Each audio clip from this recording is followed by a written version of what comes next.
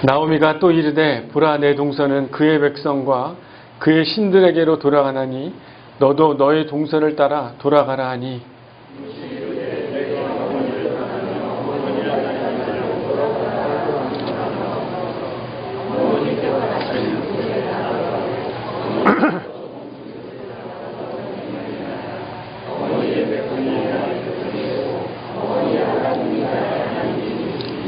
어머니께서 죽으시는 곳에서 나도 죽어 거기 묻힐 것이라.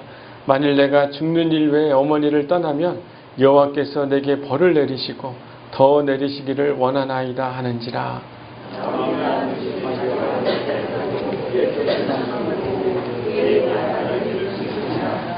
아멘.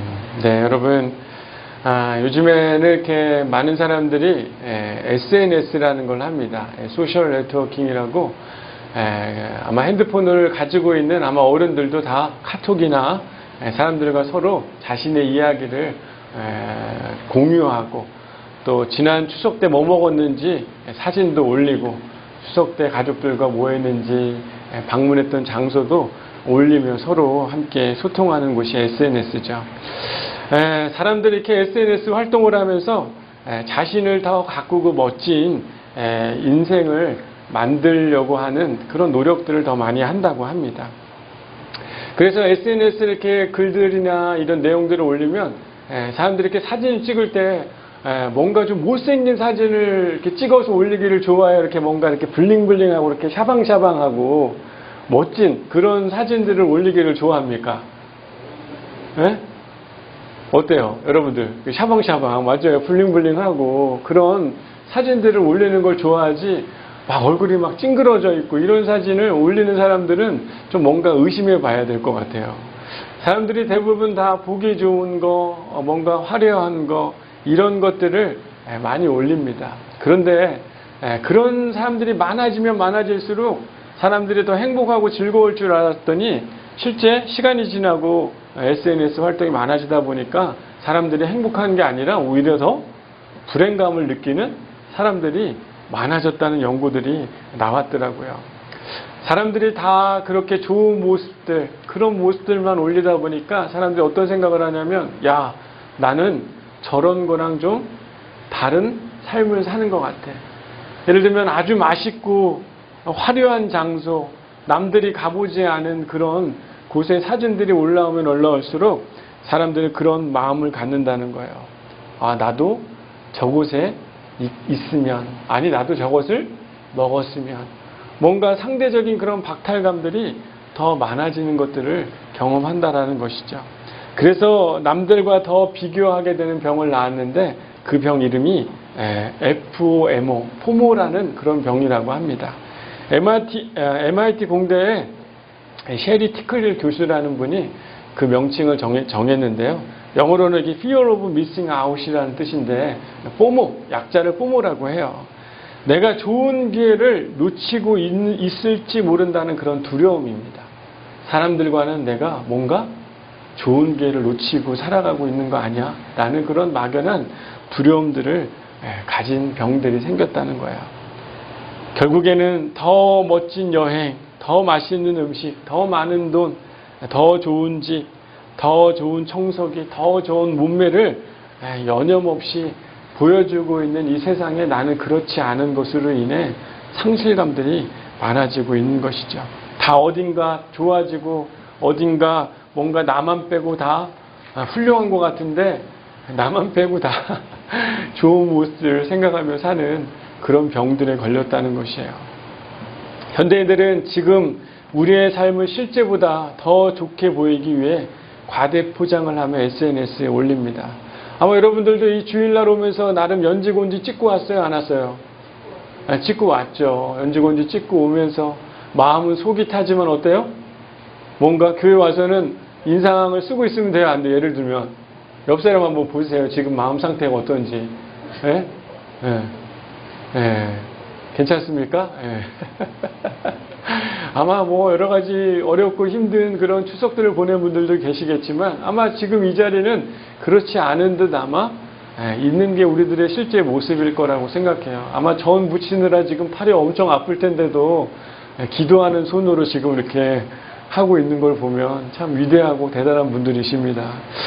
그런데 사람들이 이런 마음, 남의 떡이 커 보이는 그런 마음들이 계속 사람들 안에 있으면 있을수록 어떻다는 거예요? 더 많이 비교되고 병들어가다 보니까 자기가 정작 더 많은 것을 가진 것처럼 표현하고 이야기하지만 실제로는 만족이 없고 더 많은 것을 갖고 싶어하는 그런 병을, 더 좋게 보이려고 하는 병들이 세상 사람들 안에 있다는 것이죠. 성경에 보면 그런 이야기들이 많습니다. 남의 떡이 커 보임으로 인해서 일어났던 사건들이 많죠. 여러분 아마 이 가인과 아벨을 잘 아실 겁니다. 그죠? 가인과 아벨도 그랬죠.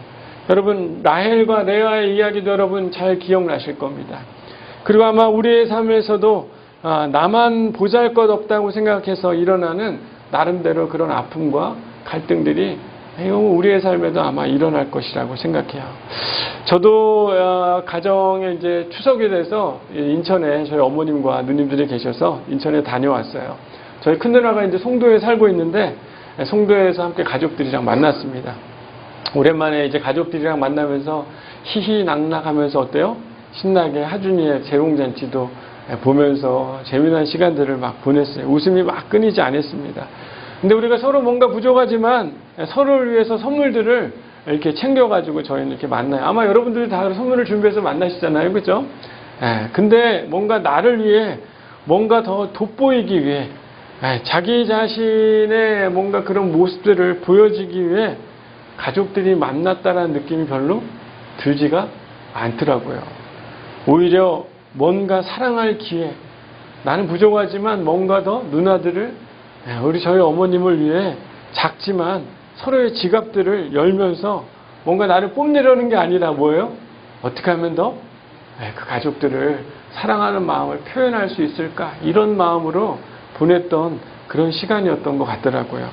어쩌면 우리는 가족이라는 구성원을 통해 하나님이 잠시 우리의 미련한 모습들, 우리가 가족이고 또한 가족에서 느낄 수 있는 뭔가 기쁘고 행복한 시간들을 마련해 주기 위해 가족들을 준 것이 아닌가 이런 생각들이 들게 됐어요. 여러분 특별히 이 지난 추석 때 다들 잘 지내셨죠? 그죠? 뭔가 가족들 앞에서 뭔가 뽐내려고 이렇게 빠마 이렇게 하고 가신 분 계세요? 그러진 않았죠. 오히려 가족들에게 뭔가 도움이 되고 섬길 만한 일이 뭘까? 내가 정말 시어머니를 어떻게 하려고 하는 거예요? 더 섬기기 위해서 시댁과 또 우리 장모님, 장인어른이 있는 그 가정들을 섬기기 위해 아마 여러분들 많이 애쓰고 노력하고 왔을 거라고 생각합니다. 오늘 본문의 이야기 속에서요, 뭔가 서로의 자신을 향한 집착을 버리고 사랑할 기회를 찾을 때 하나님이 어떤 일들을 이루어내는지 그 이야기가 담겨 있는 것이 오늘 본문의 이야기라고 할 수 있어요. 여러분 룻기의 이야기는 너무나 다 잘 알고 있을 겁니다. 사사들이 치리하던 때, 흉년이 들었던 그때가 있을 때 어떻게 합니까? 나오미와 그의 남편 엘리멜렉이 어디로 갑니까? 모압으로 가죠.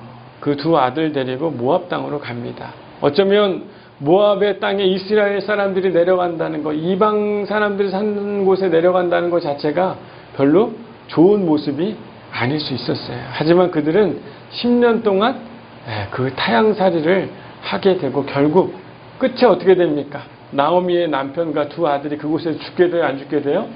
죽게 됐죠.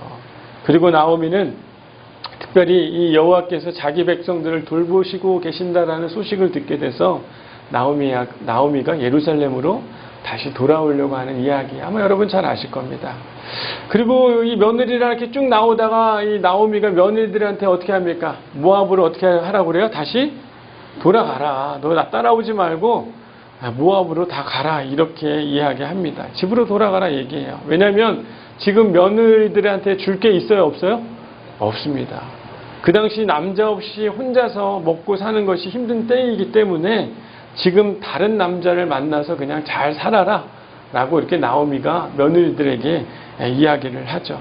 결국 이 두 번의 설득 끝에 나오미는 두 며느리들을 이제 보내게 되는데 첫 번째 며느리는 갑니다. 누굽니까?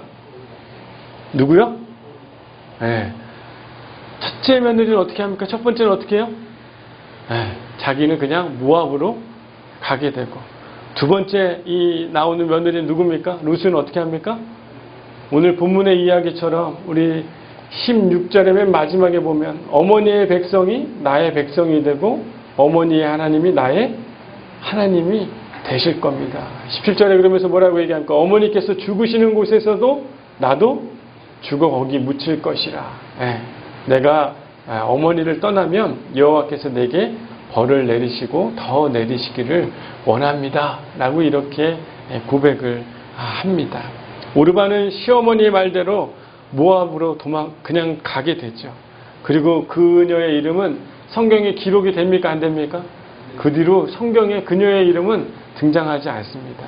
하지만 룻은 모압으로 돌아가지 않고 그녀의 결심이 강했던 걸 방금 읽었던 것을 여러분 아셨지만 그 짧은 결정이 그녀의 운명을 바꾸게 되고 놀라운 하나님의 개입하심이 있다는 것들을 성경이 룻기에 잘 기록하고 있죠.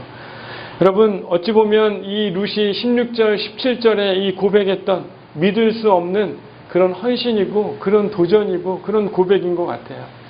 어찌 보면 오르다는 타산적이고 편리하고 상식적이고 합리적인 그런 선택을 했지만 성경은 그녀에 대해 평가하는 것은 아무런 것도 없었습니다.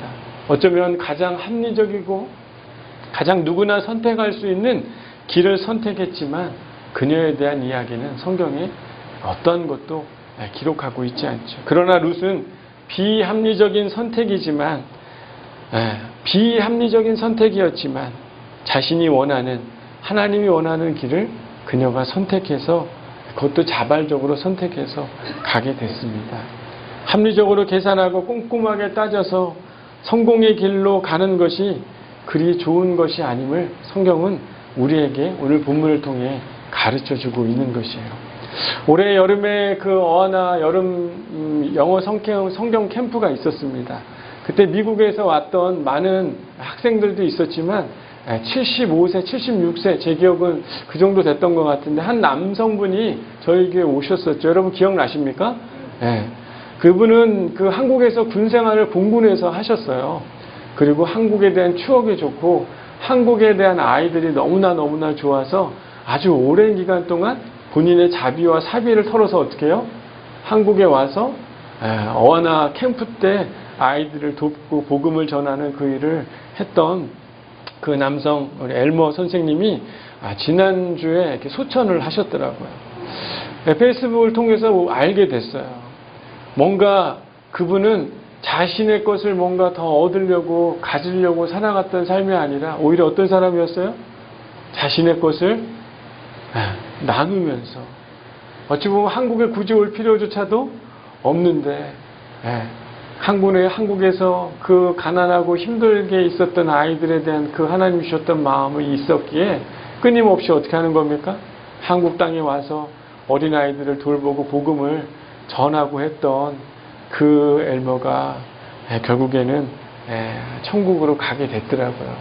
그러면서 그의 페이스북에 글이 막 달리기 시작했는데 그와 함께 했던 좋은 추억이 있었던 그 어린아이들과 어하나 선생님들, 교회 사람들이 그에게 글을 달았는데 그를 축복하고 격려하는 이야기도 너와 함께 했던 그 추억이 나에게 큰 기쁨이었다라는 글들이 막 달리는 것들을 보게 됐어요. 어떤 사람은 죽으면 야 잘 죽었다 야 쌤통이다 빨리 죽었어야 되는데 이런 이야기를 듣는 사람들도 많지만 그는 어떤 평가를 받았다는 겁니까? 축복과 격려와 너의 인생이 얼마나 값졌는지 사람들이 그 죽음 앞에서 그를 평가하는 것들을 보게 됐어요. 어찌 보면 룻도 웬만한 남자도 흉내내기 힘든 의리, 살아도 같이 살고 죽어도 같이 죽자는 그런 마음이라고 할까요? 18절에 룻의 모습이 기록되어 있는데 룻이 자기와 함께 가려고 굳게 결심함을 봤다라는 것을 가지 않으려 굳게 결심한 것을 봤다고 할 만큼 룻이 그런 강한 마음을 가지고 있었던 것이죠. 아마 룻은 잘 몰랐을 것입니다. 그녀의 비합리적인 선택, 바로 사랑할 기회를 선택하는 것이 수천 년 동안 그녀의 이름을 기억하게 되는 여인이 되도록 만드는 이런 선택이 될 줄은 룻이 알았을까요? 몰랐을까요? 잘 몰랐겠죠. 아마 엘머도 그냥 이 아이들을 사랑하는 그 마음으로 인해서 자기가 선택한 삶이 얼마나 위대하고 값지고 한 아이에게 복음을 심겨주고 그 아이의 인생에 놀라운 예수 그리스도를 알게 해주는 그런 명예롭고 영광스러운 삶이 될 거라고 엘머는 잘 몰랐을 거라고 생각해요. 그냥 추측은 했을 수도 있었겠죠. 하지만 그의 죽음 속에서 많은 사람들이 그를 향하는 평가를 보니까 알 수 있었다는 것 아니겠어요. 어찌 보면 우리가 잘 알고 있듯이 이 룻은 어떻게 됩니까? 나중에 보아스를 우리가 만나게 되는 장면을 여러분 잘 아실 거예요. 그리고 보아스로부터 일꾼들이 떠놓은 물을 마시도록 호의를 얻게 되죠. 실제 이 보아스가 룻을 선대한 것은 룻기 2장 6절에 룻이 모압에서 나오미와 함께 돌아온 것을 알았기 때문이다라고 이렇게 성경에 기록을 하고 있어요. 그 룻기 3장을 보면 결국 보아스는 룻을 향해 10절에 내가 가난하건 부하건 젊은 자를 따르지 아니하였으니 내가 베푼 인애가 처음보다 나중이 더하도다라고 이렇게 이야기합니다. 쉽게 생각하면 너가 보여준 그런 성품의 모습이 너무너무 참 아름다웠다 라고 이렇게 보아스가 룻을 칭찬하는 장면이 나와요. 내면에 깊은 룻의 마음을 보아스는 자신보다 우선권이 있는 친척과 상황들을 정리하며 룻과 결혼하기 위해서 쉬지 않겠다라는 이야기를 할 만큼 룻과 결혼을 하려는 노력들을 보이는 것, 이 성경에 잘 기록이 되어 있습니다. 그리고 여러분들이 잘 알고 있듯이 결국에는 룻이 보아스와 결혼을 하게 돼요? 안 하게 돼요? 하게 되고 아이를 낳게 되죠. 해피엔딩으로 이야기가 끝나게 됩니다. 우리는 누구에게나 여러분 마음의 문이 있습니다. 누군가에게 마음의 문을 열었다는 것은요, 인생에 참 귀한 선물과 같은 것 같아요. 그리고 그 문을 열고 시간과 노력을 아끼지 않을 때 하나님은 그 일을 통해 누군가와 연결하게 하시고 또한 누군가에게 하나님의 은혜를 깨닫게 해주는 귀한 통로가 되는 기회를 하나님은 마련해 주시는 거라고 저는 믿습니다. 여러분, 제 얘기를 오늘 좀 하려고 해요. 이번 주에 제가 온 지 한 양문교회 4년 차가 되는 것 같습니다. 그러면서 어저께 저희 부모님, 어머님이랑 같이 또 가족들이랑 같이 시간을 보내면서 이런저런 생각들을 많이 하게 됐어요. 그 송도에 가니까 이렇게 바다가 쫙 보이는 그런 공원이 있더라고요. 거기서 하준이 연두 날리면서 이런저런 모습을 보고 어머니를 보니까 의외로 어머님이 나이가 이제 조금씩 들어가시더라고요. 그래서 많이 조금 늙으셨구나 이런 느낌을 올해 좀 많이 받게 됐습니다. 저희가 어렸을 때 저희 집은 인천의 화수동이라는 그런 곳에서 살았는데 화수동 성결교회에서 교회 사찰을 했었어요. 그래서 교회를 청소하고 교회를 지키는 일을 저희 가정이 했었습니다. 그때 저희 양문교회 제1대 담임 목사님이신 우리 강철구 목사님이 화수동교회 전도사님이셨어요. 저희 어머니 그때 계시던 전도사님들, 강철구 전도사님뿐만 아니라 모든 전도사님들이 오시면 저희 집에 쌀이 없었지만 어떻게 했습니까? 그분들을 어떻게 했어요? 항상 밥을 새로 해가지고 그분들을 따뜻한 밥을 먹였다는 얘기를 저는 어릴 때니까 잘 모르지만 많은 목사님들의 이야기를 통해서 제가 듣게 되었습니다. 새로 지은 밥으로 식사를 대접해 줬어요. 그때 손대접을 받았던 강철구 목사님이 저에게도 예전에도 얘기했지만 엄마 밥을, 저희 어머니 밥을 잊지 못하겠다 이런 얘기를 참 많이 하셨던 걸 제가 자주 들었습니다. 오랜 시간이 지나서 제가 이렇게 서울에서 생활하다가 2007년도에 원주에 오게 됐어요. 첫 사역을 연세대학교 원주의과대학교에서 사역을 했는데 원주에 강철구 목사님이 계시다는 얘기를 어머님한테 우연히 듣게 됐습니다. 그리고 나서 어떻게 됐어요? 꼭 찾아뵈라 라고 이야기를 해서 제 마음속에 별로 찾아뵙고 싶은 마음이 별로 없었어요. 왜냐하면 오랫동안 만난 적이 별로 없고 너무 오랜 기간이 지났기 때문에 강 목사님을 만나야겠다는 생각이 별로 없었지만 어머님이 그렇게 말씀해서 우연히 이제 인사를 하게 됐죠. 그리고 그렇게 인사를 하게 되고 가끔 어떻게 된 거예요? 양문교회 오후 예배에 와서 설교를 하게 되고 제가 대학교에 사역을 사임을 하고 어떻게 됐습니까? 개척을 준비하고 있는 그런 차에 참 이 양문교회가 저를 이 교회의 청빙이 돼서 교회에 오게 된 것이에요. 저는 어머니의 이렇게 모습을 보면서 그런 생각이 들더라고요. 참 감사하다. 생각해보면 어머님의 그 손대접의 밥이 이런 계획을 하나님이 나에게 계획하는 하나의 통로가 아니었나 이런 생각이 들게 되더라고요. 여러분 오해하지 마시기 바랍니다. 어머니의 밥 때문에 제가 이 교회에 왔다 이렇게 생각하지 마세요. 쉽게 말하면 밥으로 로비가 돼서 제가 온 게 아니에요. 여러분 이 교회에. 전혀 그것과 상관없이 어찌 보면 그 작은 손대접이 하나님이 뭔가 놀라운 계획을 이끌어가는 하나의 시작과 같은 것이었구나라는 것들을 어제 바닷가에서 더 많이 제가 깨닫게 됐습니다. 그러면서 어머님의 그 사랑이 제가 더 나에게 깊이 다가왔고 어머니의 그 모습을 그렇게 더 많이 사랑하는 마음이 별로 없었지만 더 많이 사랑할 수밖에 없구나라는 것들을 제가 많이 깨닫게 됐어요. 여러분 하나님의 섭리는요 우리가 이해할 수 없는 그 순간을 통해 어찌 보면 내가 받아들일 수 없는 그런 상황이라 할지라도 하나님은 그 안에 계시는 줄 여러분 깨닫기를 바랍니다. 나중에 룻은 아이를 낳게 되죠. 룻기 마지막에 그 이름이 등장하는데 바로 이새는 다윗을 낳았더라 라고 이렇게 기록이 되잖아요. 다윗의 증조모가 바로 이교도인 모압의 여인인 바로 룻 아닙니까? 이스라엘의 역사에서 가장 위대한 왕이 바로 다윗 아니에요. 순수 혈통이 아니라 모압의 여인의 피가 섞였죠. 폭력과 하나님을 떠난 혼돈의 시대 가운데 있었던 이스라엘 백성들을 다윗을 통해 어떻게 하는 겁니까? 하나님의 나라로 하나님의 왕국으로 바뀌게 되는 놀라운 하나님의 계획과 섭리가 룻을 통해 있었던 것을 룻기가 잘 기록하고 있지 않습니까? 여러분 자기 자신을 사랑하는 사람이 아니라요. 비합리적이지만 사랑할 기회를 선택함으로 그녀는 하나님의 위대한 손길 안에 그녀의 삶이 축복을 받게 되었다는 것을 오늘 성경은 잘 기록하고 있는 것입니다. 여러분 룻기 4장 15절에 그녀를 칭찬하는 말이 나오는데요. 한번 룻기 4장 15절 한번 읽어볼까요? 룻기 4장 15절인데 한번 읽어보겠습니다. 시작. 이는 내 생명의 회복자이며 내 노년의 봉양자라. 곧 너를 사랑하며 7 아들보다 귀한 내 며느리가 낳은 자로다 하니라.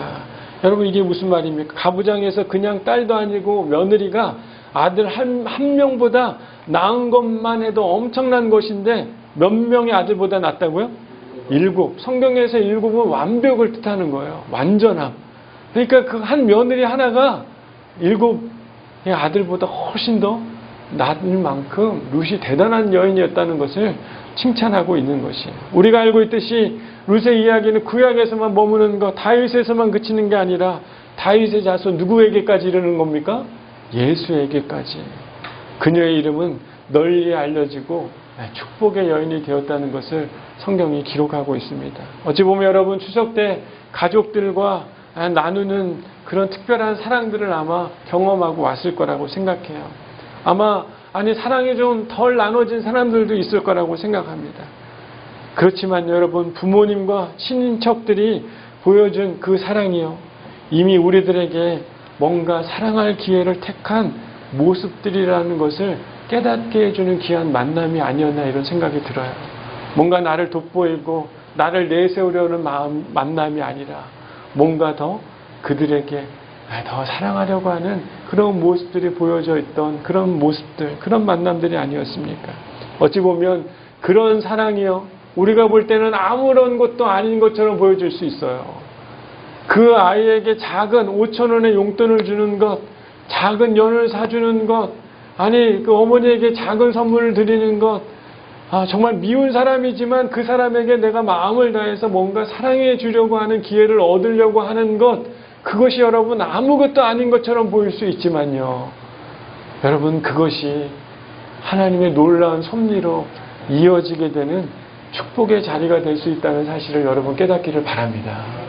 여러분, 여러분의 인생에 있어서요. 생각해보면 여러분이 지금 이렇게 잘 자라고 멋있게 자랄 수 있었던 건 스스로 다 잘해서 잘한 겁니까? 그렇지 않죠. 누군가의 사랑과 누군가의 도움을 받아서 지금 이 자리까지 이른 것 아니겠어요?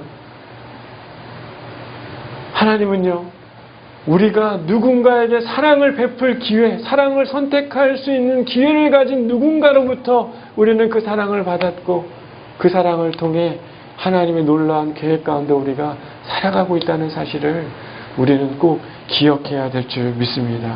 사랑 여러분, 여전히 우리는 남들과 비교되는 것 때문에 나 자신을 더 매력적으로 만들어가기 위해 우리는 얼마나 많이 노력하고 SNS에서 많은 것들을 보여주기를 자랑하고 많은 것을 더 가지려고 노력하고 있지만 우리의 삶은 정작 덜 가지고 있는 우리의 모습들을 발견하며 살아가고 있는 게 우리의 진정한 모습 아닙니까? 여러분, 이제는요, 뭔가 덜 가지게 된 그런 자신을 위해 깊은 갈증을 채우기 위해 노력하는 삶이 아니라 이제는 나 자신 말고 다른 이를 위해 가치 있는 삶을 살아가도록 초대하시는 하나님의 말씀에 순종하는 저와 여러분이 되기를 소망합니다. 여러분, 루시아마 자기에게 가치 있는 모압 땅으로 갔다면 그 여인의 삶에는 하나님의 뜻과 하나님의 놀라운 계획하심이 그녀의 삶에는 나타나지 않을 수 있었다는 것이에요. 여러분, 일상 속에서 누군가를 위해 사랑할 기회를 택하며 작은 섬김을 보일 때 분명 하나님은 그 일을 통해 이루어 가시는 놀라운 섭리들을 여러분 삶 가운데 만나게 하시고 경험하게 하시고 하나님의 뜻을 깨닫게 하는 지혜들을 여러분들이 경험하게 될 줄 믿습니다. 여러분, 힘겹지만 자신을 내려놓고 사랑할 기회를 열심히 찾았던 룻의 이야기를 통해서요, 하나님의 역사를 만들어가는 이 방법이 여러분 통했어요, 안 통했어요? 여러분, 통했어요, 안 통했어요? 통했죠. 그렇다면 여러분의 삶에서도 분명히 통하는 은혜가 있을 줄 믿습니다. 여러분, 이 추석 때 지나고 나면 항상 그런 마음이 있죠. 아유, 내가 좀 더 잘 할 걸. 그 가족에게 내가 좀 더 용서할 걸. 그 가족에게 내가 좀 더 베풀 걸. 더 많은 것들을 나눠줄 걸. 왜 내가 움켜쥐려고 하고 덜 용서하려고 하고 그랬을까라는 마음들을 아마 미련을 가지고 오신 분들이 분명히 있을 거라고 생각합니다. 하지만 여러분, 더 여러분이 낫다고, 여러분이 더 좋다고 하는 그런 표현은 여러분에게 하나님의 계획과 은혜를 이루어내는 그런 걸림돌이 될 수 있지만, 여러분이 뭔가 더 사랑을 베풀기 위해 사랑의 기회를 잡기 위해 노력하기 시작한다면 분명히 그 가정은 하나님이 주시는 놀라운 축복의 가정이 될 것이요, 여러분이 선택한 그 기회를 통해 하나님의 놀라운 섭리가 분명히 그 사람을 통해 하나님의 놀라운 역사하심들이 분명히 일어나리라고 저는 믿습니다. 여러분, 사랑할 기회를 택하는 저와 여러분의 인생이 되기를 소망합니다. 여러분, 뭔가 자기를 얻기 위해 노력하는 인생이 아니라, 여러분, 나는 당신을 사랑합니다가 영어로 뭡니까? 다 아실 거예요. I'll love you. 나는 당신을 사랑합니다 라고 이렇게 이야기해야 되는 거죠. 그런데 나를 너무너무 사랑하는 아이가 크다 보면, 나에게 집중하다 보면 love you를 외쳐요, 안 외쳐요? 안 외치는 거죠. 나에게 너무 집중되어 있고 내가 더 돋보이려고 하고 내가 원하는 것을 가지려고 하면 이렇게 하다 어떻게 하는 거예요? 끝나는 거예요. love you를 얘기를 하지 않고. 여러분, 우리의 인생에 뭔가 자신이 돋보이려고 하는 나의 모습, 모든 가치를 내려놓고 love you, 당신을 사랑합니다, 사랑할 수 있는 기회를 열심히 택하기 시작할 때 분명히 하나님은 우리의 일상의 삶에 누군가를 사랑하는 그 사람의 삶을 통해 또한 하나님의 놀라운 섭리가 이끌어져 가고 또한 일하시는 그 모습들은 분명 우리의 삶에 경험되리라고 저는 믿습니다. 사랑 여러분, 우리 옆 사람에게 한번 인사합시다. 사랑할 기회를 택합시다. 우리 한번 인사할까요? 네.